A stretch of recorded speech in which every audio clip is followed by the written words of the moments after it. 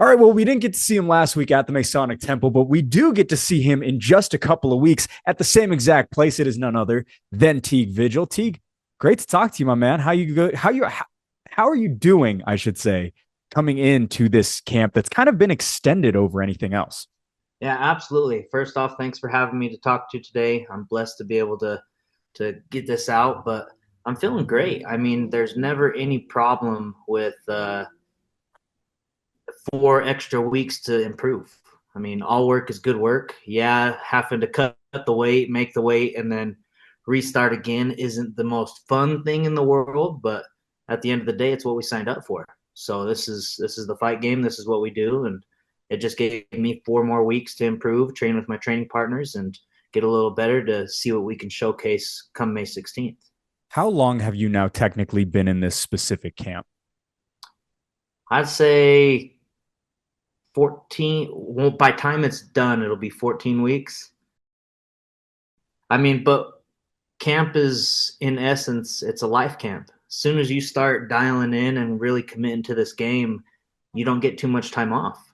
It turns into just a lifestyle. So your life is fight camp. I mean, you can absolutely dial in the cardio, tighten things up, but once you're training 5, 6 days a week every week and you implement it into the lifestyle, you it just becomes part of what you do.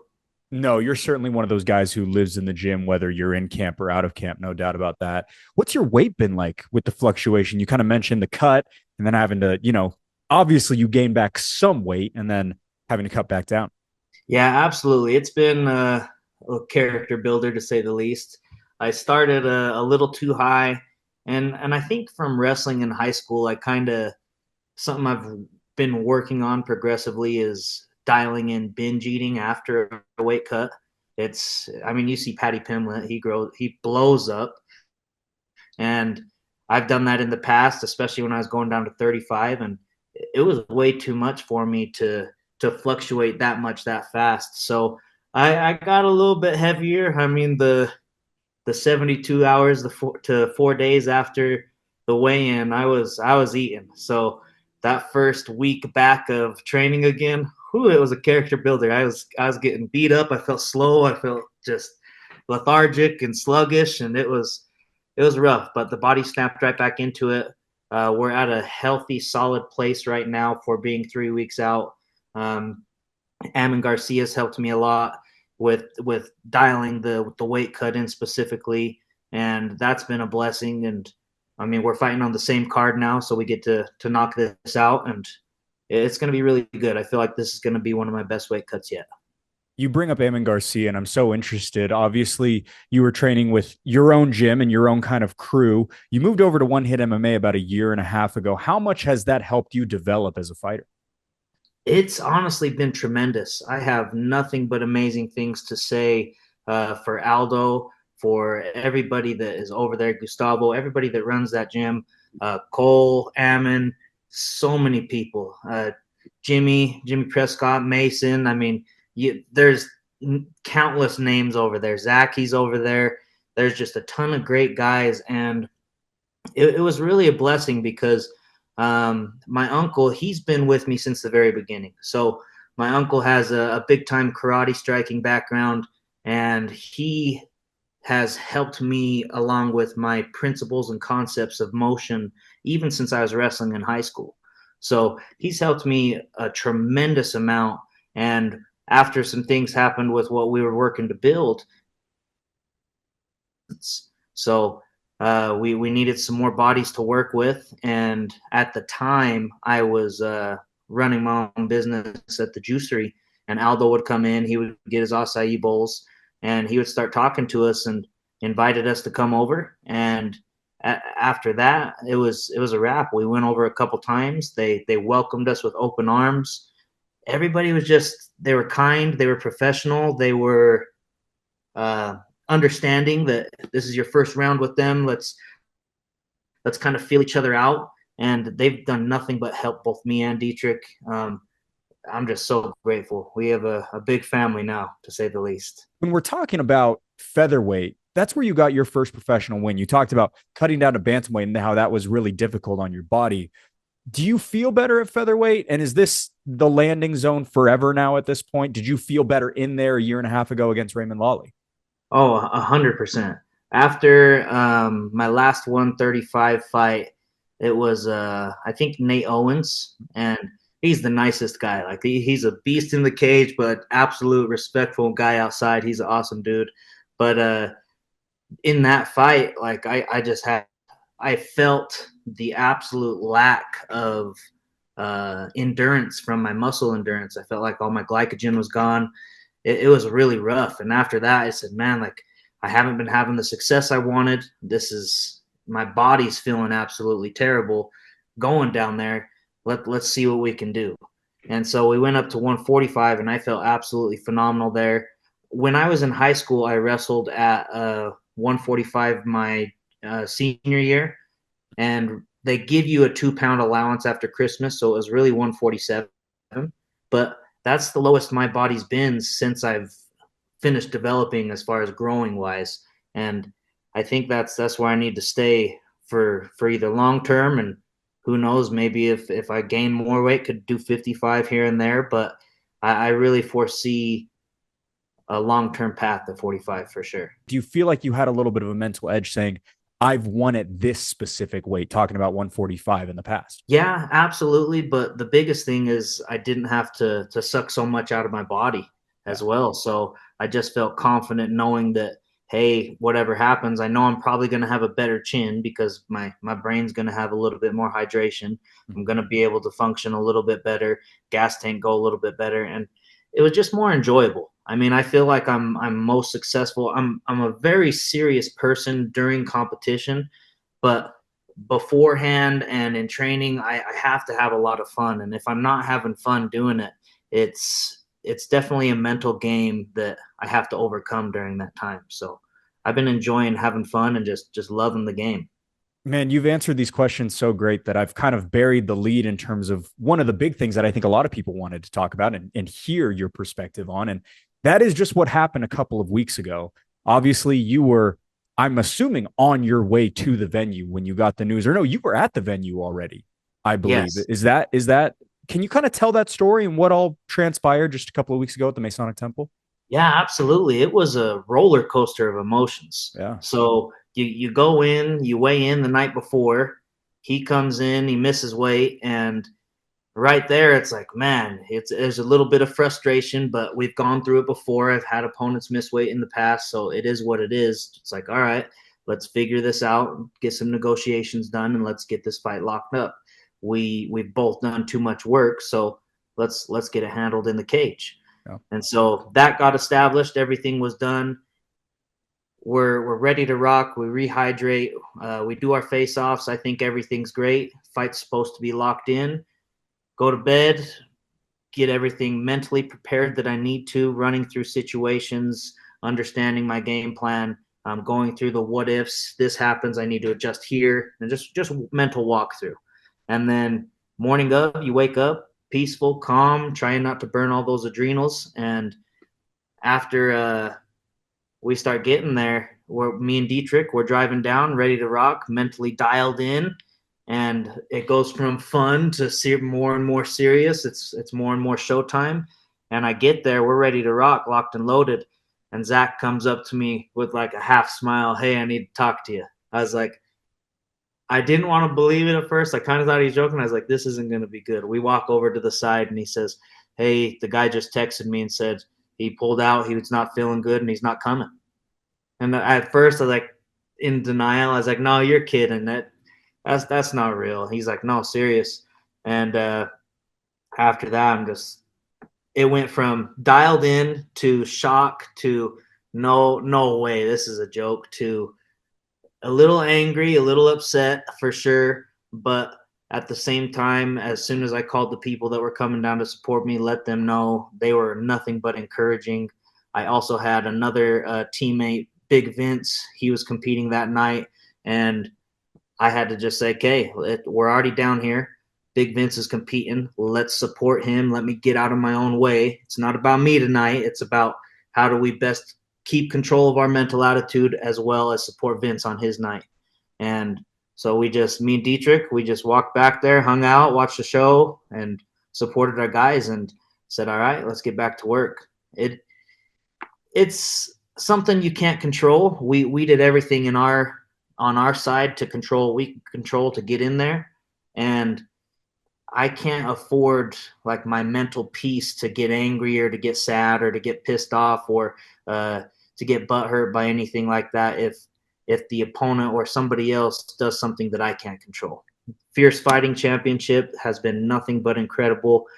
They've helped me out with all the discrepancies, with making sure that we make it right with the people who are coming to support me, and just giving me another opportunity right out of the gate while we're in shape, we're in camp, and we're dialing in. So I'm very blessed to be working with you guys. I don't mean to fuel the fire anymore, but did Tiago reach out to you? Has there been any contact between you two since the drop off? No, it's just been crickets. I mean, at this point, the way I look at it is you had a shot. Your actions spoke louder than your words. So we never had any altercations, any beef. I don't. I try my best. This game is so wild that I try my best to not talk negatively on anybody or to anybody, because at the end of the day, whether you're fighting a bum off the street or you're fighting the best in the world, anybody has a puncher's chance to do anything at any time in that cage. So I never try to go in with any negative intentions against somebody else as far as whether I like or agree or disagree with their actions. Um, at the end of the day, it's the fight game. So whoever steps in front of me, you kind of just got to blur them out. I focus on what I want to focus on, what I can control into the cage, and step in there. But I can't go in with any animosity or anger or like you asked, holding on to that, because then it affects me. And if I go in emotionally, those emotions may be the determining factor of if something negative happens, because I wasted my energy on that negative emotion instead of focusing on what I can control. Yeah, I greatly respect that for sure, Teague. And also, I do know Tiago seemed as though he was pretty sick. I think I saw that he was hospitalized that day or maybe the following day or something like that. So just a crazy situation, and very happy to see that you're going to be making the walk once again on May 16th. What do you make of this matchup, and were you excited to get Wyatt Hensley? Honestly, I'm ready to rock. Who if they bleed blood and they breathe air, as long as they make the weight that we're at that we agreed to, I'm game. And I mean, I feel like I am learning and improving in all facets of mixed martial arts, and so I get excited to be able to kind of game plan, work with my coaches, work with Aldo, work with my uncle, work with Dietrich, work with the rest of my team to kind of dial things in. But at the end of the day, it's a fist fight. So I'm excited, and whoever it is, their name's going to change, but opponents are going to keep coming. So I just get excited to get in that cage. There's a lot of peace inside of that chaos in there. So I love it. Speaking of being excited, you must have been ecstatic when you got that win over Raymond Lawley in November of 2023. Can you take me back to that time and what that win meant to you? I mean, Raymond Lawley was an astounding amateur, and you were coming off of a handful of losses in a row. That all being said, you come away with one of the greatest comeback wins, one of the greatest finishes, I think, in Fierce Fighting Championship history. So can you kind of take us back to that and just what that win meant to you? Yeah, absolutely. I mean, it was a crazy time period in our growth and our development. Um, Me and Dietrich and my uncle were kind of trying to figure out the direction of where we wanted to take things moving forward from there. And I mean, I think Utah only allows is it 7 losses or something if I believe it's before, between 8 and 10, I believe. but at some point they're cutting you off and you can't Yeah. fight anymore. Yeah. So I'm like, damn, man, this is a wild path. Like we might just have to go until they cut us off. But the way I look at it is in wrestling, at least through high school, I wrestled up as a freshman.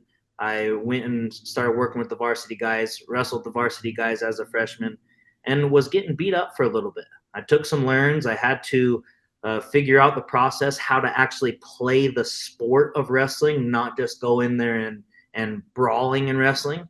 And I feel like it's been similar to what's been happening in MMA. And as we were, uh, and I was encouraged to not go pro very quickly like I did, but I wanted to get the real experience at the highest level so that I could close that gap faster than anybody possible. I feel like we're in good standing. Obviously, it's a fight game. It's a crazy game. Anything could happen, but I've only improved because I have some amazing teammates, some amazing coaches, and we were moving up to 145. The stuff we were building at the time had some negative things happen to it, so some splits happened, and so it was just us three left.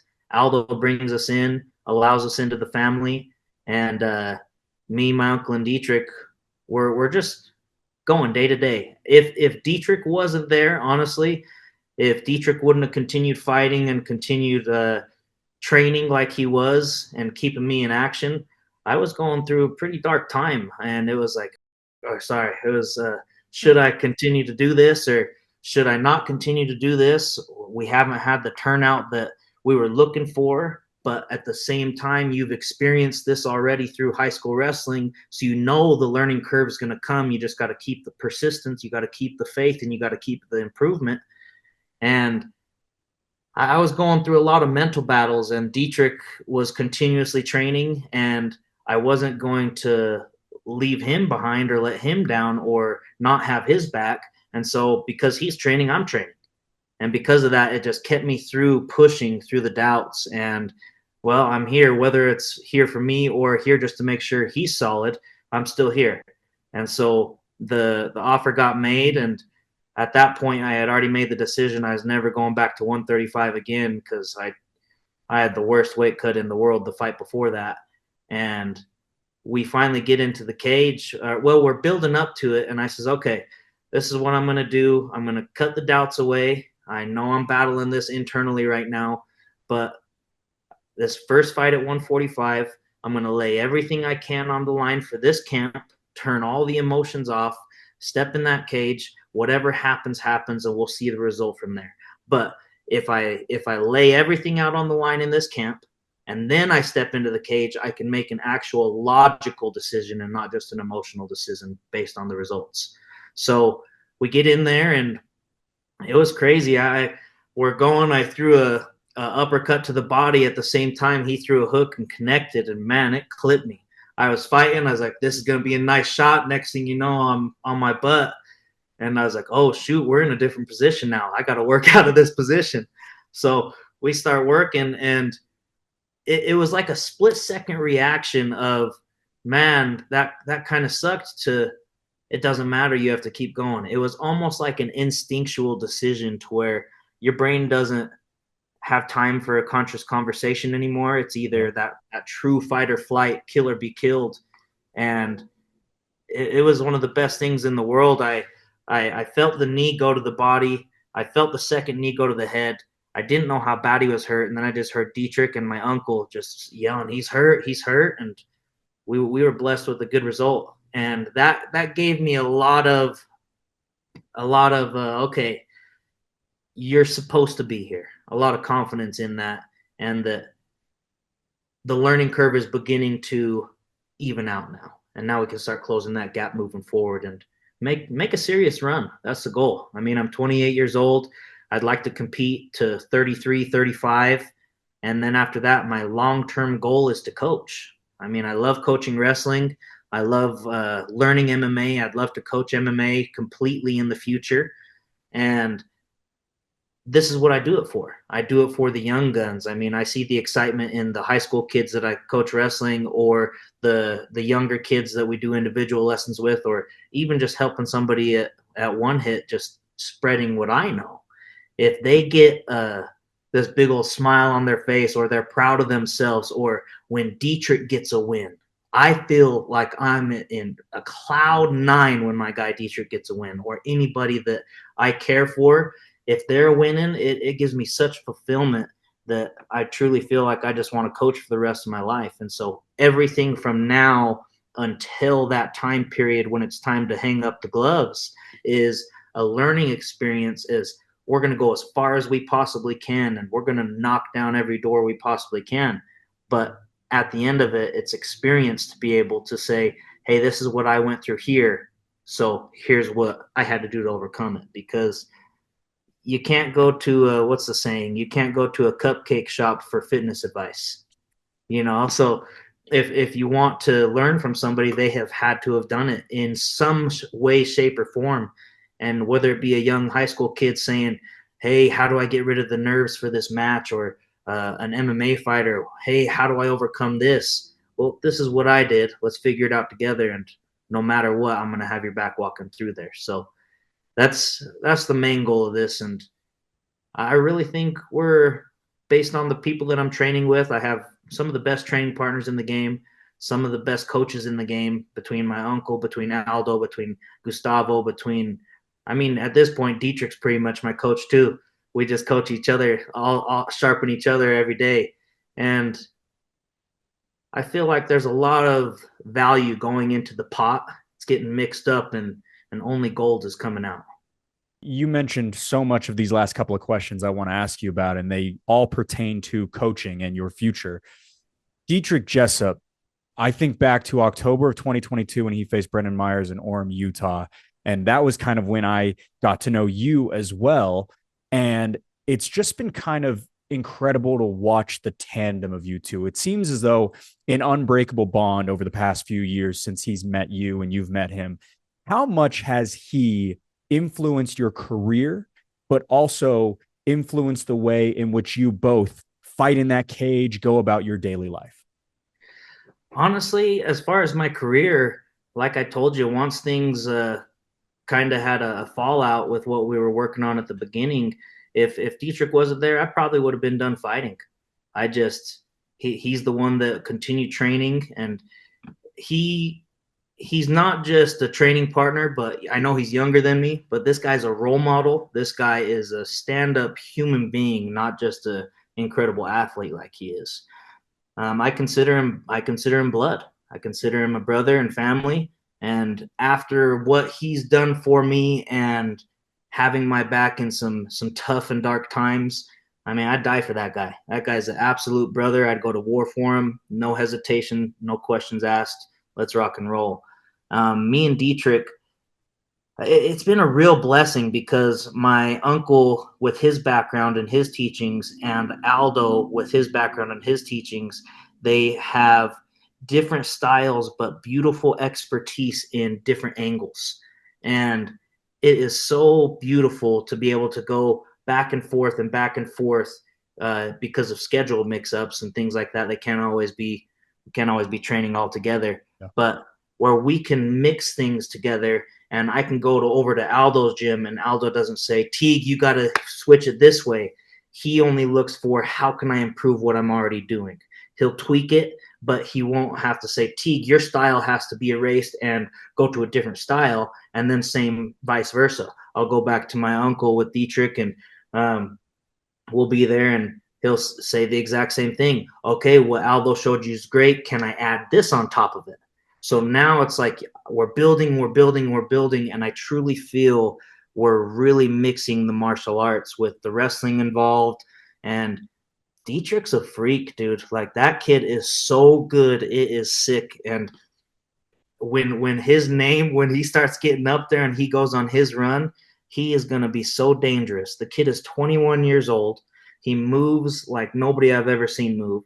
He hits for being 125, 130 pounds. This kid hits hard, and it's wild because he always apologizes after he blasts you, and I get it because he's my guy, but he is a freak. That kid is gonna be world known if he continues doing what he's doing, and I couldn't be more blessed to work with him and more proud of him. So it's been awesome. I've loved seeing it develop over the years and see where Dietrich's gone, see you get your first pro win. It's been absolutely incredible. Speaking of a couple more people that have been learning from you, I hear you're doing a little bit of assistant coaching, helping out with the Syracuse wrestling program now. How has that been to kind of turn back the clock and go back to that room with Josh Jensen and those guys?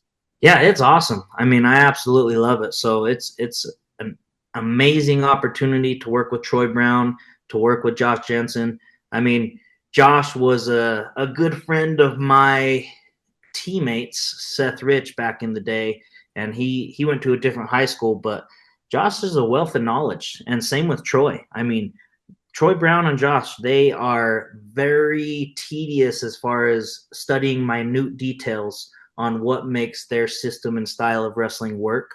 And it's nice because as I go work out with the high school guys, yes, I'm coaching and I'm dialing in, but I'm also learning. I'm learning from both of them. I mean, both of them um, went to college, wrestled in college, phenomenal results on both ends, and they bring everything back and they continue to learn every year. So I get to learn, I get to benefit from that. I get to benefit from encouraging the young guns, working with them, and teach as I go. So it's beautiful to be able to step back into that role. And it's really all about the kids though. They are so incredible just if you can build a young man up, because I know how I was feeling at that age. And I was too cool for school, and it was really because of the insecurities you have to overcome becoming a man. And I just want these young guys to be able to graduate with confidence, to be able to do good things in their lives, not just on the mats, but off the mats, more importantly. And they're a great team. I really think these next few years, Syracuse High is going to be nasty, like killing the game. A lot of studs. It brings me to my last question, which I was doing my prep for your fight against Tiago, watched the great podcast that you did talking about comeback of the year in 2023, now a comeback of a lifetime. We mentioned it on the Yes. broadcast as well. What does that mean to you? Comeback of a lifetime. Can you define that for everybody who might be watching? Yeah, absolutely. Just a guy that has gone through a lot of stuff and had to flip things around. So being able to come back from my vices, come back from my past actions, and no longer carry those with me. And like you had talked about the losses at the beginning, or whether it be the wrestling losses my freshman year, I was growing, to not bring those into the next match. So it's like every fight that we line up, every match that we wrestle or whatever it may be, you have to have that short-term memory. And I want to be able to continuously evolve to become an example for what I would like to, what I wish I would have been back then and grown into, so that hopefully these young kids that we coach and we work with can take a better path moving forward. But I would really like to shock a lot of people. I mean, we've been putting a lot of work in, and one thing that's certain is for every cause, there's an equal and opposite reaction. There's an equal and opposite effect. And we've been putting a lot of work, which is the cause, in there. And I feel like the effect is just about to start blossoming. And I just, with being where I'm at right now in life, I really feel like this is just the beginning, and forgiving myself for my past, forgiving myself for some of the things I've done, and being able to wipe that slate clear and restart. I'm gonna make it something special, and that's gonna be the comeback of a lifetime. And if I can help a young man who is messing up like I was messing up in any capacity, that's the goal. That's why we want to coach. Been a little bit too much time. Can't wait to see Teague Vigil back live in Salt Lake City. Tickets on sale right now at fiercefightingchampionship.com. Teague, thank you so much for the time. I really appreciate it. Thanks for having me. We're gonna be back like we never left.